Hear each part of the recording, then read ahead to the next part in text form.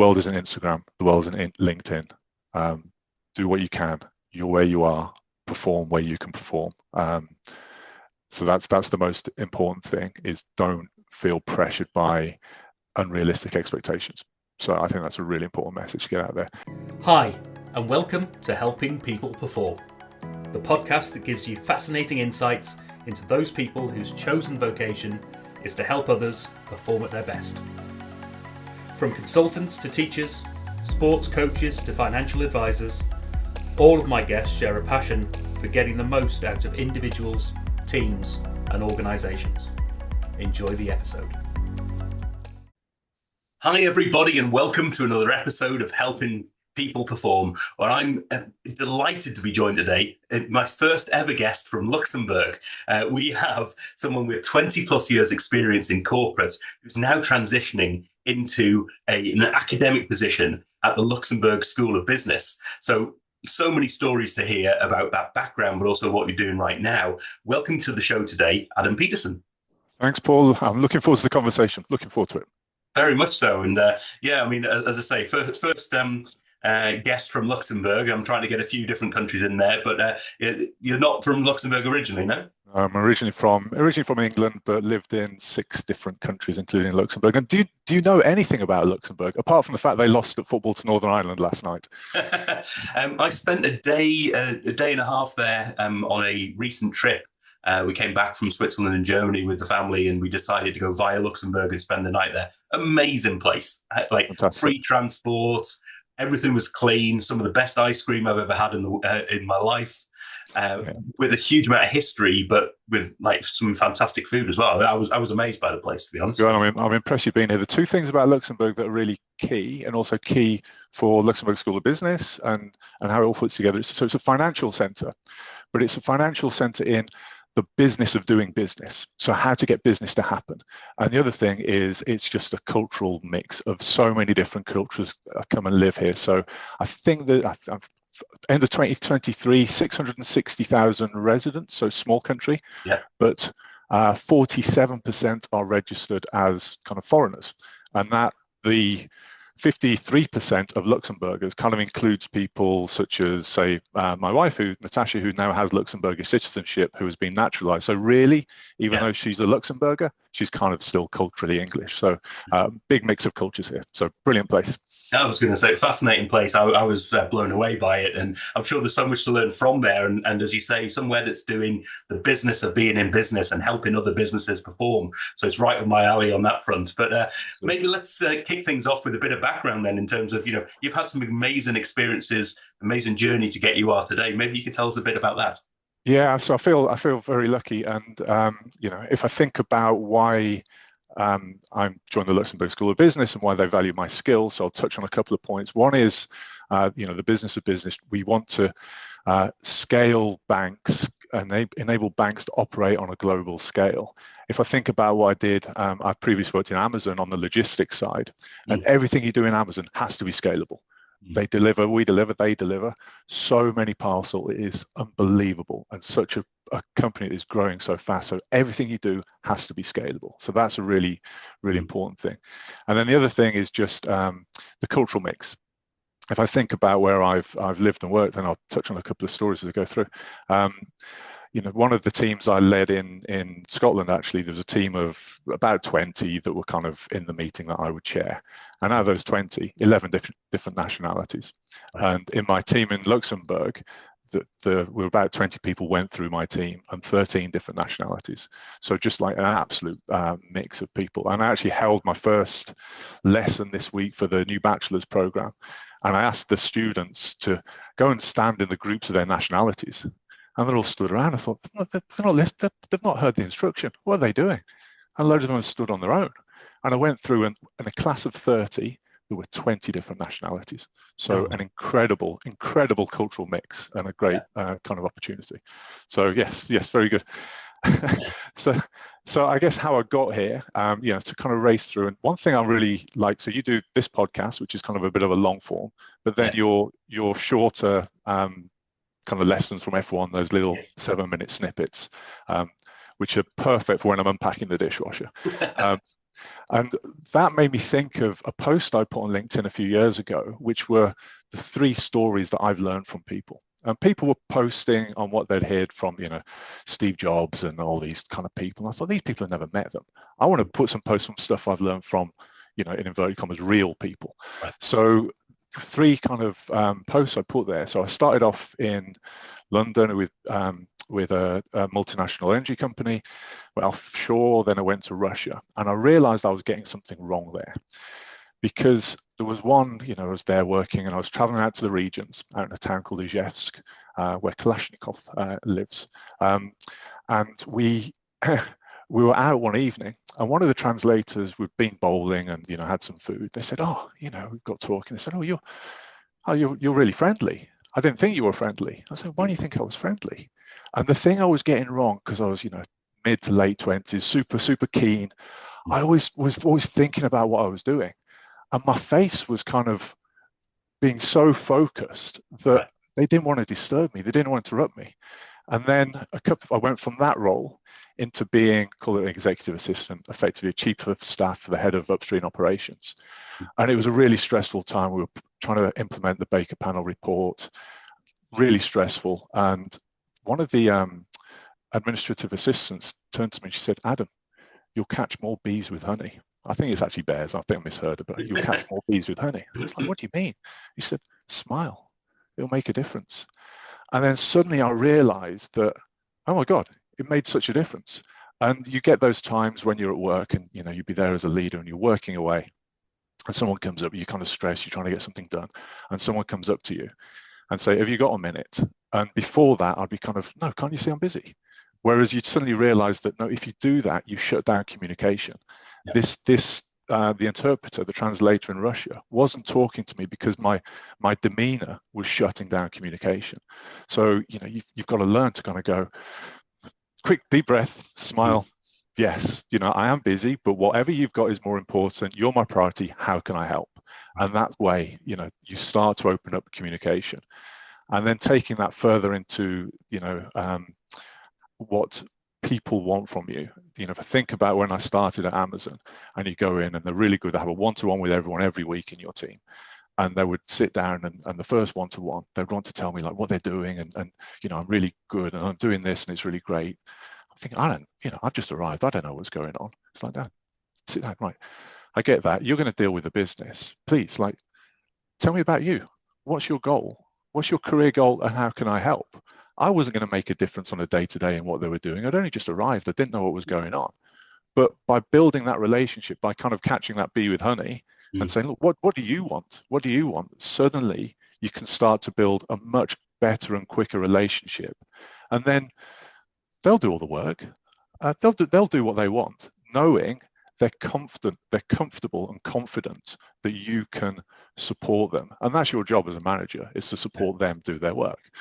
So I don't know if that, if you've had any similar kind of...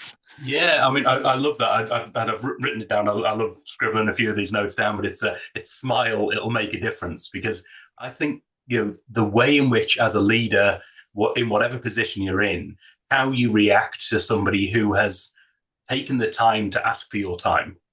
Yes. And I think you forget that your situation is not their situation. You might be busy, you might be stressed, but they're coming to you with their own problems and they don't want, they don't deserve, in fact, you burdening them with your problems. Yeah. It's like, I can, but I'm really busy and I've got all this stuff going on. Well, that's not for you to burden upon the people in your charge. It's a case of, how can I help? What can I do? And if it is a case that I've only got 1 or 2 minutes, I've only got 1 or 2 minutes, but I will dedicate those to making sure. So let's be quick and make sure we get to a response to help you. I think there's different ways which you can deal with people that will help them actually engage with you and help them to actually get the answers for themselves in a lot of ways. And there's a really good point you made there. You made the point of burden. And the next piece of advice I got actually helped me as a manager unburden myself. So I went from, so I'd been to Russia, back to London. Then I was living in East Yorkshire, joined this team, and my team that I was inherited they would live onshore, and then they would fly on helicopters every day to unmanned platforms offshore to operate, to do the maintenance on the gas platforms. And I got there, and the guy, Jerry Leach, oh, it was Julie Holman, actually, who said the first piece of advice. Jerry Leach said to me, he said, Adam, your job, it's about making the least wrong decision. Oh, that's like the most nonsense comment. That's the most nonsense. That doesn't make any sense. And I thought about it. I understood what he meant after a while, because the problem there was we'd be flying 8 to 10 people in the helicopters offshore every day. But as soon as you get 8 to 10 people on a helicopter with all their gear, and you'd have, rope access people, you're too heavy. You can't fit 8 people and their gear on the helicopter. And then it's foggy up there. You lose a couple of days. And what was happening was they were wanting to do as much work as possible. So they were planning on having 8 and 10 people on a helicopter, plus all their gear, and traveling every day to try and make everyone happy, to do the right decision of do all the work. We were never going to get the work done. And what we had to do is say, right, we've got to prioritize. And my job is to make the least wrong decision. There is no right decision. We cannot do all the work. If we can do all the work, there's no decision to be made. So my job is to pick the ones least wrong. So I was quite brutal, and we only flew a few people on the first day with their kit. We didn't use all the seats because we wouldn't have got them there. And it went from, I think when I got there, I had like a 50% chance of all the plan getting done. And when I left, we were up at 95%. And people initially were really, really angry. But at the end, they were really happy, because I'd learned I can't keep everyone happy. I've got to make the least wrong decision. And one thing that I've felt that, and I use this phrase a lot, is the way it unburdens you later is that if you're in a meeting and you've got a bunch of your reports or people you worked for or with have come to ask for a decision from you, if they all leave the meeting happy, they didn't need to come to you in the first place. They didn't need you to make a decision. They could have done it themselves. If they've come to you and they've left the meeting happy, you've probably got a problem with delegation. You should have delegated the accountability for them, because they're pulling you into conversations you don't need to be in. So once you get into that position of, I need to not make someone upset, but I know that not everyone's going to leave this meeting happy, because everyone's leaving this meeting happy. They didn't need me. So that was something late through my career where you suddenly realize, you can't get a perfect answer. It's got to be the least wrong decision. And we've got a mutual friend, Faris, who talks about FQ, about focus quotient. So it's another way, I think, of saying that you've got to be really prioritized in what you do, and you can't keep everyone happy. So that's the second piece of advice. I love that, because I spent a lot of time in my time with McLaren and since talking with people about those sort of making better decisions, either data-informed decisions or better decisions in the moment. And there's no, as you say, there's generally no right decision. Or if there is, it would be obvious generally. So it's like, if you've got to make a decision, it's about, first and foremost, make a decision. If a decision needs to be made, the worst thing you can do is not make a decision. Even if that decision is, I'm not going to do nothing. As long as you've decided that's what you're going to do. But I love that. I've never heard that phrase before, the least wrong decision. Yeah. I think that flips something around in my mind, at least, and hopefully in the audience, that every decision will be wrong in somebody's eyes. Yes. So to some level and to some scale. So how do you make it the least wrong out of all of the wrong decisions? That's a wonderful way of looking at it. I love it. Yeah. Yeah. So really happy about that. And then so I went from working in East Yorkshire, and then so I was based onshore, and the team would fly offshore every day. I worked Monday to Friday. Then I worked offshore on a oil facility called Schiehallion, and I was based offshore. So I was working day shift. And then what I used to do was go and sit with the night shift CRTs and just find out what's going on and chat with them and learn from them. There's one chap there, David Barrett, who was brilliant. I learned a lot from him. And almost to prove the point, I thought my job as a leader was to create clarity. By creating clarity, you can get people into action. If you say, let's go this way, people will go that way. If you go, yeah, I'm not really sure, I think we should go this way, but I don't really know, no one's going to move anywhere. So I thought my job was to make everything black and white. If I can make it black and white, then people know where to go. And I had this debate with David, and he was kind of, yeah, but Adam, it's always grey. And we debated it a while, and I realized, you know what, he's right. It's always grey. And a time I got this so wrong was when in the previous job, we were trying to get really good with procedures. And our procedures have been put in place and platform was modified, and they were being kind of out of date. But and people were doing workarounds, and there was this instruction, we've got to follow the procedures. And I said to the teams, right, you go in this week, if the platform shuts down, and the procedure, if you cannot follow the procedure, stop the job, do not do the job, right? Yeah. So I come in on a Monday morning, and I can't quite remember the amount of gas that we used to provide to the UK network, but it was close to 1% or 2%. Being shut down all weekend because the platform had tripped. They went to the procedure and the procedure didn't work. And I'd been really clear, if it doesn't work, you shut the platform down. You don't do the work. Yeah. It's like, oh my God. But didn't you ring me? And I said, well, you don't work on a Saturday, Adam. You don't work on a Sunday. It's not the procedure. You told us to wait for you to, you said we should raise it in the next meeting. The next meeting's the Monday. I'm like, oh, but didn't really mean that. So, it's always grey.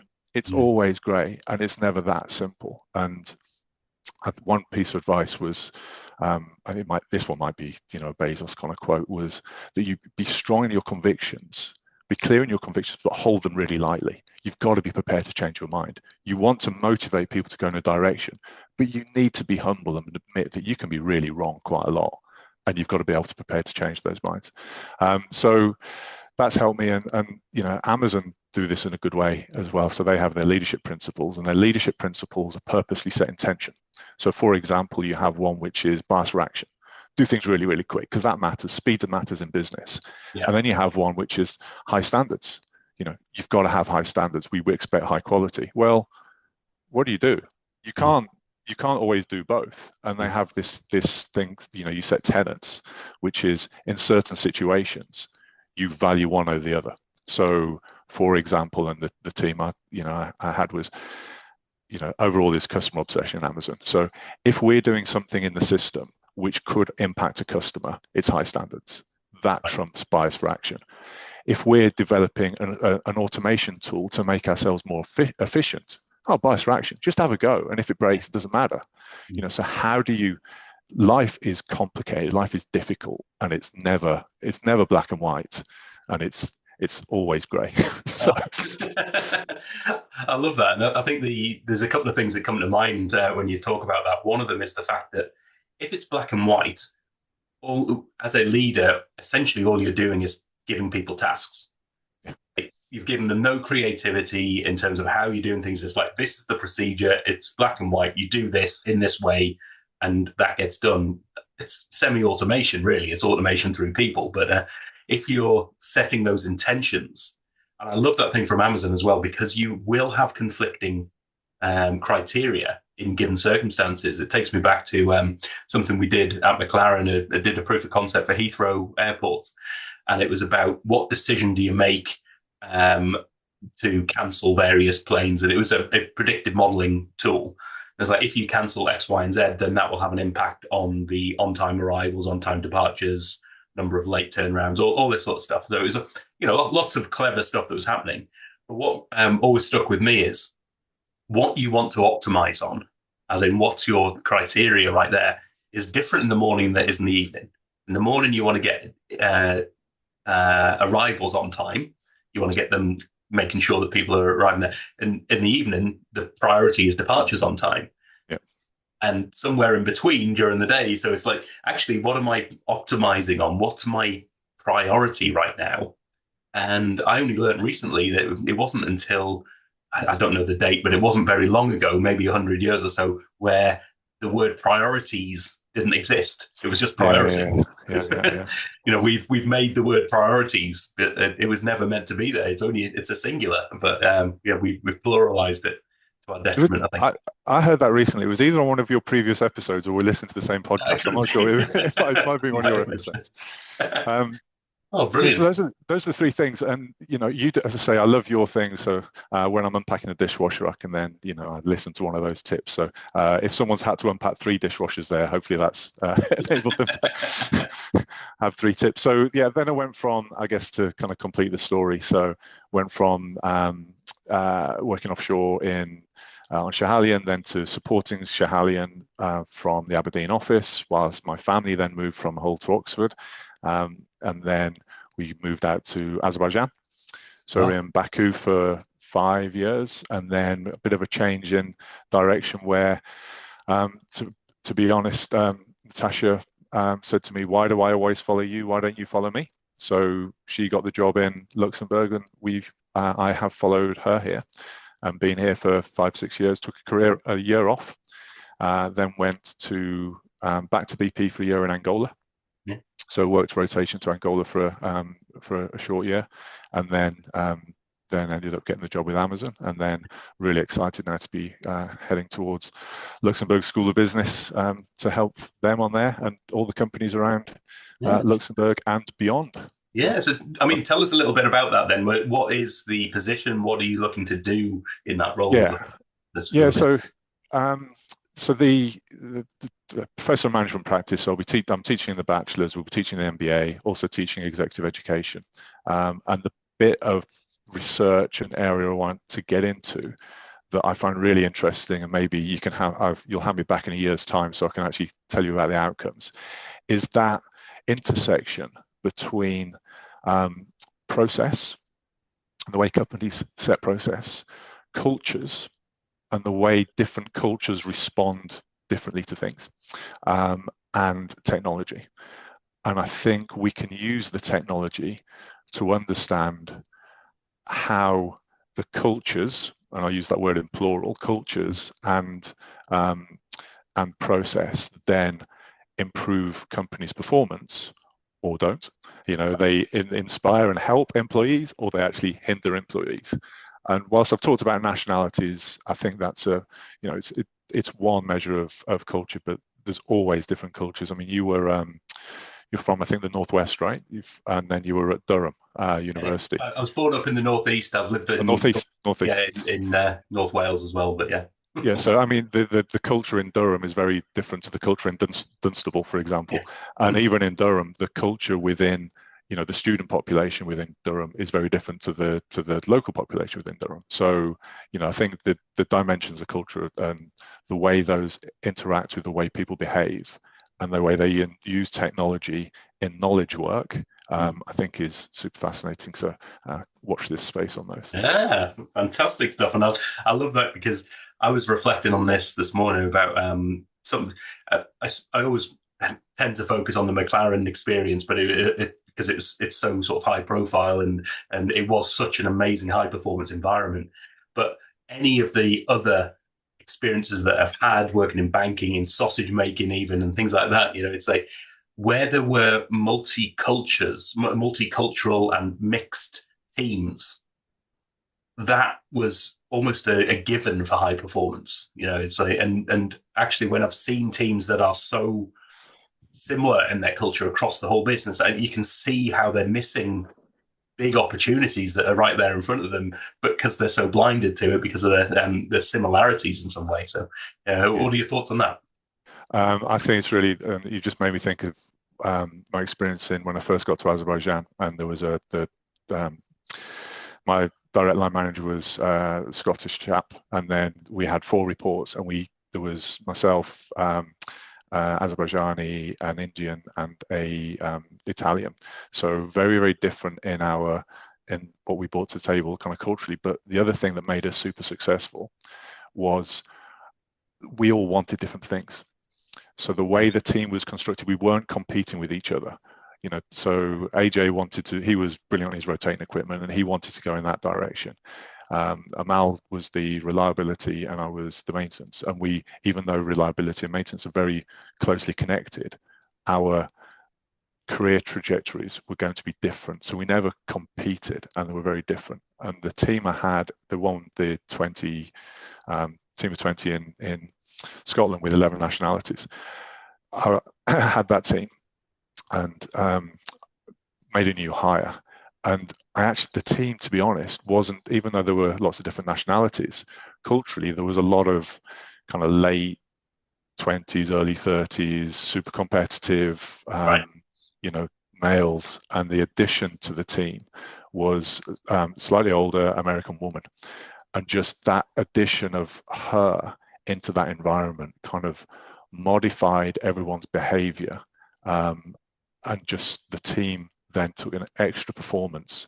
I mean, they were all great with their own skills, but the way they then interacted with each other was so much better with that addition of someone who thought differently, behaved differently, acted differently. It was a lot of fun. A lot of fun. Ah, brilliant. Some amazing lessons for us all there. But let me ask you a slightly different question then, something I ask all my guests, which is, what do you do to help yourself perform? Yeah, I know you're going to ask me that. And I'm going to give you an answer I don't think you've had before. So yesterday, to be honest, I was I got inefficient halfway through the day. So to help myself, I went on a bike ride. So I went out on the bike for an hour. But the reason I actually don't love that question is because you only ever get Instagram answers. Like, I've just given you an Instagram answer, right? I'm on this podcast at the moment, like I'm living a bit of an Instagram life, like, things are cool. I think it can sometimes set unnecessary expectations. So whilst I can do that now, we moved here for Natasha's career, so she's doing well, she's fulfilled. My kids are doing well here. They're not having problems at school. I'm in Luxembourg, transport's free, as you say. It's a lovely little town. I'm 5 minutes, I'm into the center, 5 minutes, I'm into the countryside. Like, it's an easy place to live. If I think about when I was 15 years ago, and maybe some of your listeners are in this situation, I was working up in Aberdeen. The kids were down with Natasha in Oxford. Your kids were young.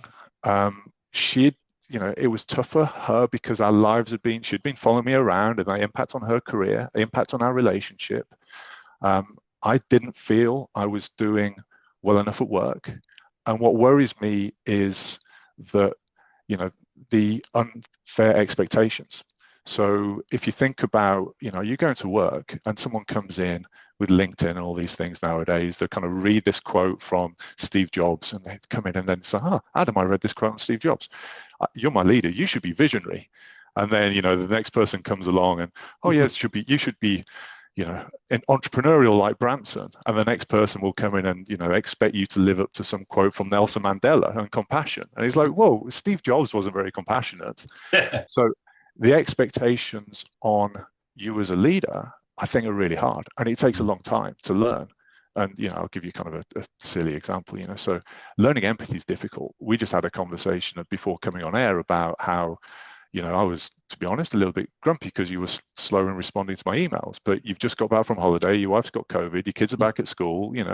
I need to have empathy with that position. It takes you a long time to learn to see things from other people's situation. And then when you're talking to people would be saying, come with a problem. And then you would have a conversation.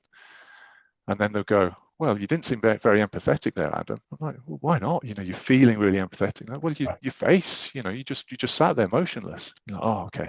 I've got to learn to show empathy. And the next time we're in a conversation, you're there, and halfway through, someone will say, oh, Adam, like, are you okay? I'm like, yeah. So, I thought you looked ill. I was like, oh no, this is my face showing empathy. It's like, oh, I thought you needed to go to the bathroom. No, this is how and how you learn these things are skills, and they take a long time to learn. And the expectations on people to perform to them are really hard. And talk about marriage, and there's a podcast I'm going to ask you to put in the show notes, a Hidden Brain podcast, about how the expectations on marriage have changed. So back in the day, people would live in their own communities, and they would have different people they rely on for different levels of emotional support in different circumstances. And now people move around and they see things on Instagram and they expect their partner to be everything. And actually, you can't be everything to your partner.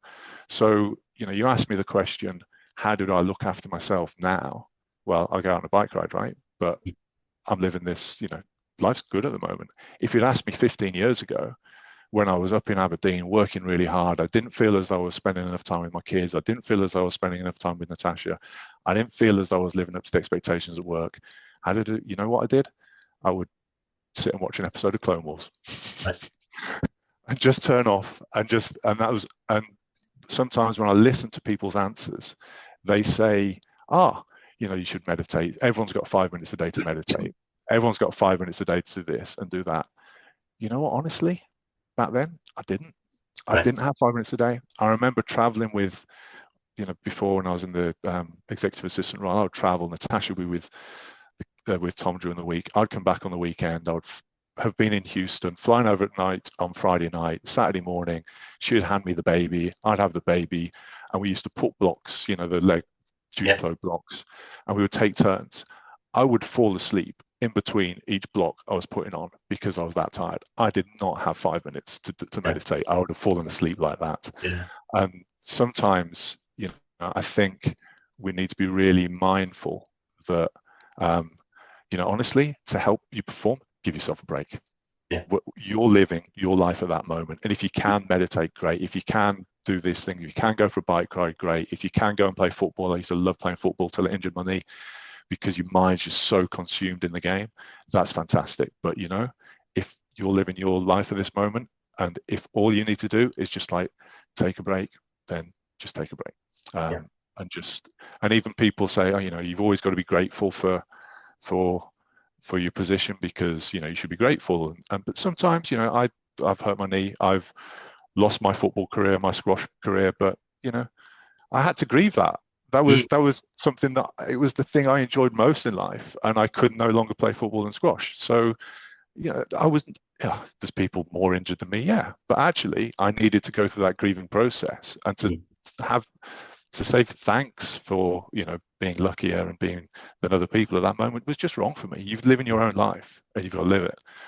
So a bit of a, hopefully not too much of a rant, but I just think it's really important that when people listen to this and they listen to how people look after themselves, that it's the advice is for them at this moment in time, and it's not for the people listening. You've got to do what's practical for you. So yeah.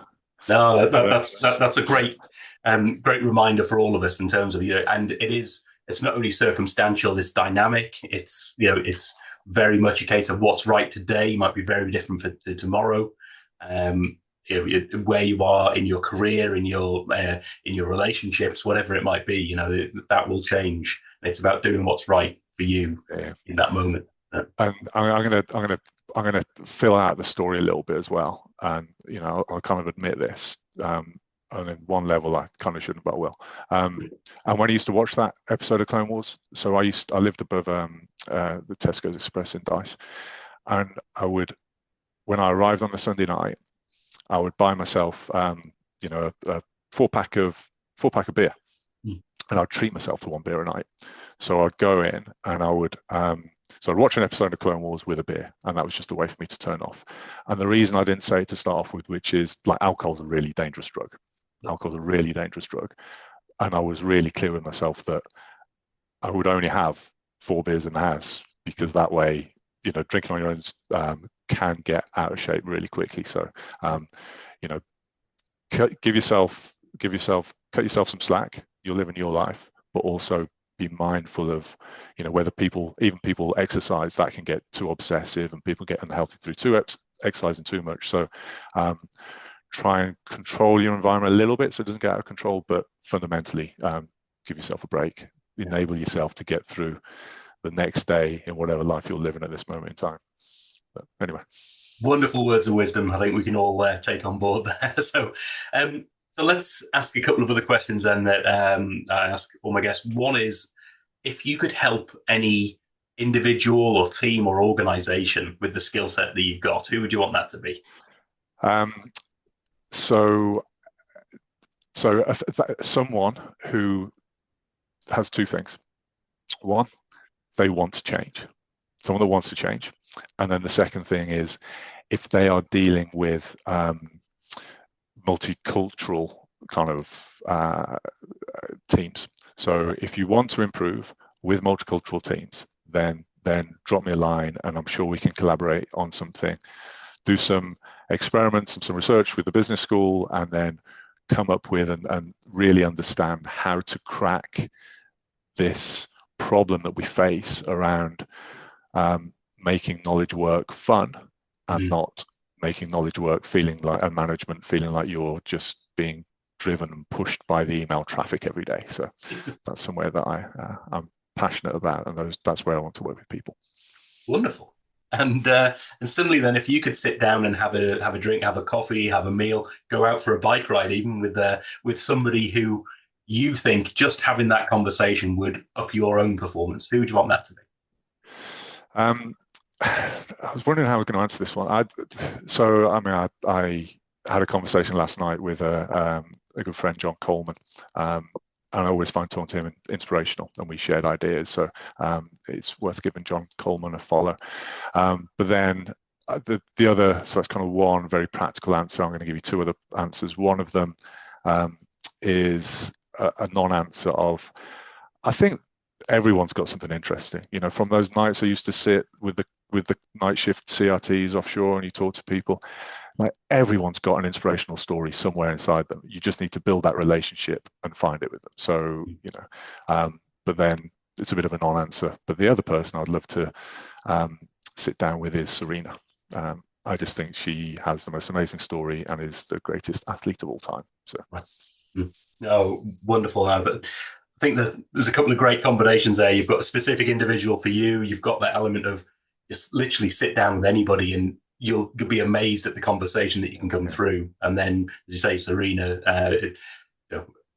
unbelievable success over the years, but unbelievable work that's been put in to go along with that as well. So I think that's a big... I'll give you a quick example. One of the I'm going to feel awful, kind of actually forgotten. I can't recall his name right now, but the scaffold foreman on Schiehallion, sitting down with him, talking to him, and the conversation I did not expect that his daughter was one of the best Highland dancers in Scotland. And I sat down over lunch one day to have this conversation, expecting to talk about football or something, and then having this conversation about this world of Highland, youth Highland dancing that I'd never expected to have. And it's like, whoa, I've really learned something. So you can always find something inspirational from someone. And this, the guy was the scaffold foreman. He was, kind of very gruff, as he was you call a casting company and say, send me a scaffold foreman. He's the scaffold foreman, right?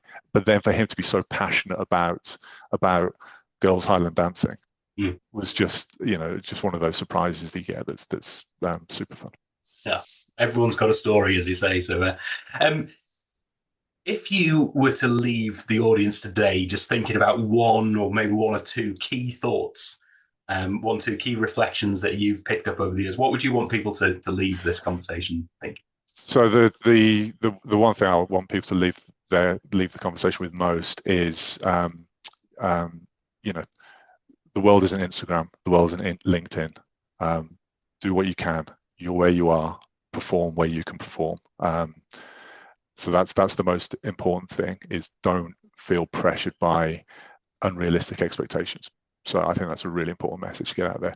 And then the one that if I could pick one of the other three that I'd leave someone with, it's Julie's advice to me of you get more bees with honey. Yeah. And you've even got a honeycomb behind you, right? So you could even put that slogan right on the bottom of your board. I'll see what I can catch. That's wonderful. And so if people want to find out more, or if people want to get in contact, how do they get in contact with you? Yeah, the best way is LinkedIn, Adam Petersen. So it's Petersen. Although I am English, my family goes back through Norway to Denmark, so Scandinavian spelling. Oh, wonderful. And as always, we'll put some things in the show notes there, those links to how to get in touch with Adam, how to see, keep an eye on the research that he's doing and the amazing work there, and also some of those other links to other people and other podcasts that you mentioned as well. So I'll make sure all of that is in the show notes. So just go down and see in those show notes so you can follow that straight through. But it's been so insightful and inspiring, and really enjoyed this conversation. So thanks so much for being on the show today, Adam Petersen. Yeah, I've enjoyed it. Hopefully we'll have another one in a year's time. Thank you. Precisely. Cheers. Thanks for listening to today's episode. If you liked what you heard, then please give the podcast a rate, review, and share. I'm Paul Teasdale, and from sausage making to banking, oil and gas to Formula One, I help people perform. If you'd like to find out more and have a conversation, contact me via helpingpeopleperform.com.